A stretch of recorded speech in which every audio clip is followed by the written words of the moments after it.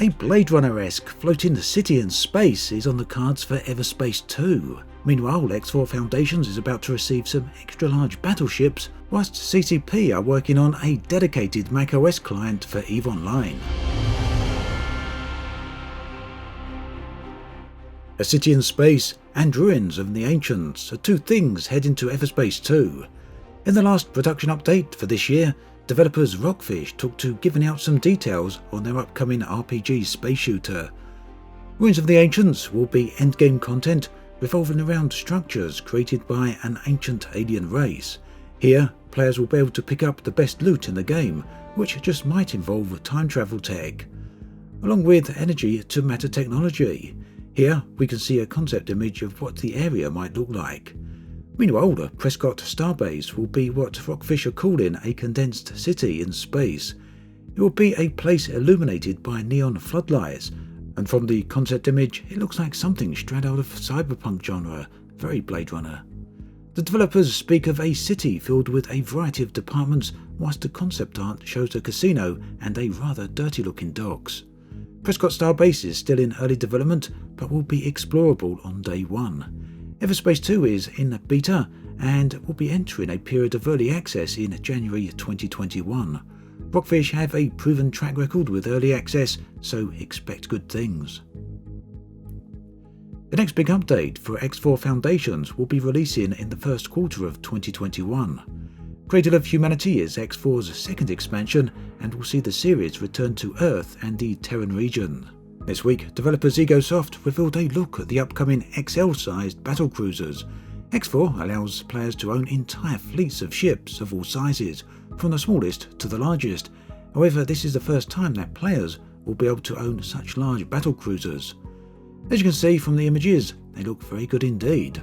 Full details on the expansion can be found through the link in the video description. This week, Humble Bundle have a great space-themed bundle in the form of Explore and Expand.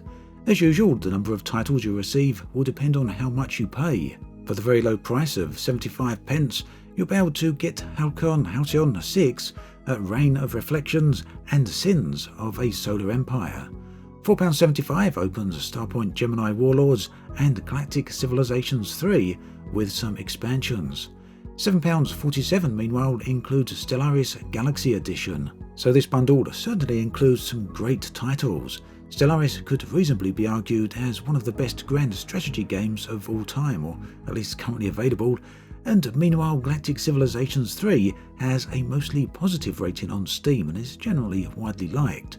Check out the link below to see the bundle for yourself. EVE Online released all the way back in 2003, but it shows no signs of stopping development.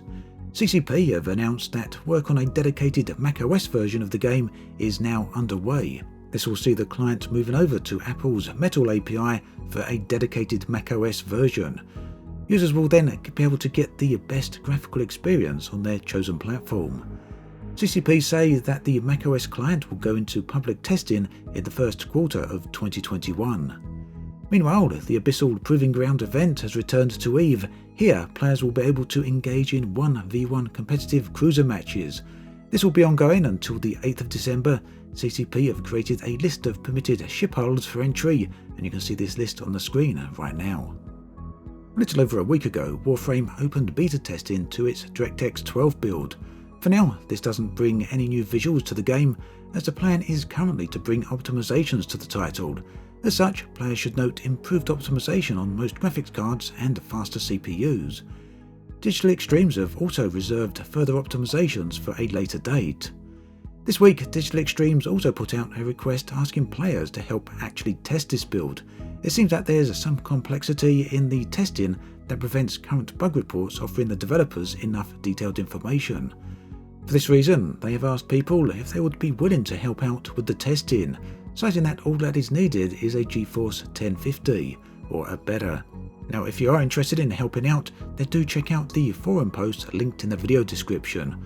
And on another note, DirectX 10 support for Warframe is set to end in January 2021. So that brings us to an end of this video. The big thing for next week, of course, is Cyberpunk 2077, and I think pretty much everyone is completely aware of that.